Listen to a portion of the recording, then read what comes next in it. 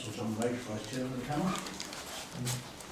Dominic Jones from Director of JP Restaurants. Brilliant, thanks.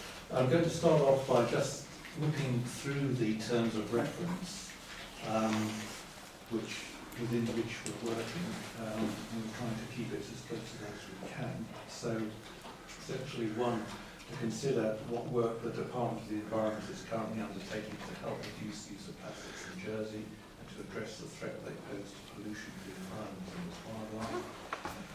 Two, to determine whether a suitable cost-benefit analysis has been undertaken by the Department of the Environment in relation to the cost of public awareness initiatives, campaigns and any resulting benefits this has in reducing plastic waste. Three, to consider the role that businesses can play in the production of plastics and the benefits that the environment this could bring. Four, to consider Jersey's importation of plastic materials and the potential limitations and challenges this may pose for Jersey's ability to significantly reduce plastic waste.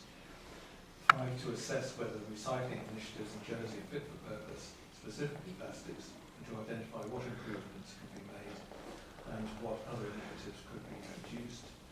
Six, to explore how plastic waste is treated and assess what environmental benefit this has. And finally, seven, to explore what other countries practice in terms of reducing and eliminating use of plastics and identify what lessons Jersey could learn from this. So, really we're here to learn about your side from the hospitality industry. So if I may kick off by just asking what concerns customers raise in respect to the impact of single-use plastics in the hospitality industry, what the feedback is to you. Yeah. So I've looked at this in the sort of context of what our customers are asking us and what we're seeing people are asking. And I think the first thing I wrote down here, which sounds probably a little trite, but there's lots of talk, but there's not much walking, unfortunately.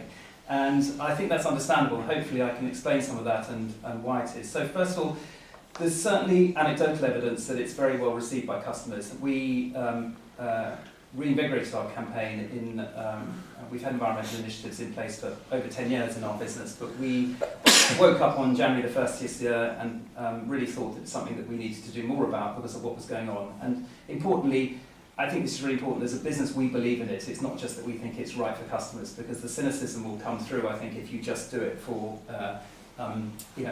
economic benefits.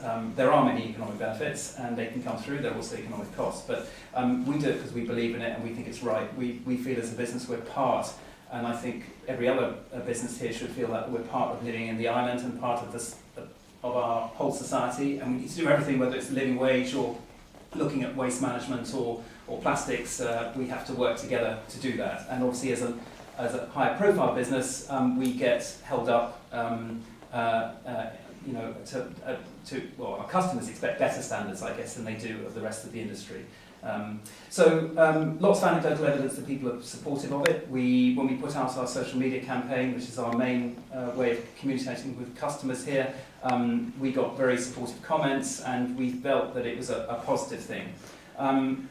And I guess we feel, and especially since some of these initiatives have cost us money and have involved prices increasing, not as much as things like the living wage, but even the living wage has shown to us that by increasing our cost base and having to increase prices to do that, customers react well. So our business has grown this year rather than shrunk, despite two strong social benefit initiatives, if you like, that have resulted in us increasing costs, which shows to me that I think that the public have an appetite for this. We hear a lot of talk about everybody wanting government to sort things out by reducing GST and reducing costs and everything else, but we feel actually that there are things that the general public will pay more for if they feel it's doing a benefit for the island. So if I give you that in figures though, so that's anecdotal. As I said, we launched our last initiatives in March this year, and that was 7 years after launching the first Keep Cup, which has obviously been a lot of publicity over the last few years on the use of single-use coffee cups and for hot teas and coffees. Sadly, 7 years after we launched it, and with a big push in March this year, and a lot of publicity both in the press, on radio and TV, only 6% of our customers use reusable cups. And that is despite the fact that it's actually cheaper for them to do so. So I've calculated that if you were drinking a coffee every morning in one of our coffee shops, and you took advantage of the 25p discount that we give, that you would save yourself £60 a year, and you'd probably save yourself £120 a year if you were having a coffee twice a day, which many of our customers do.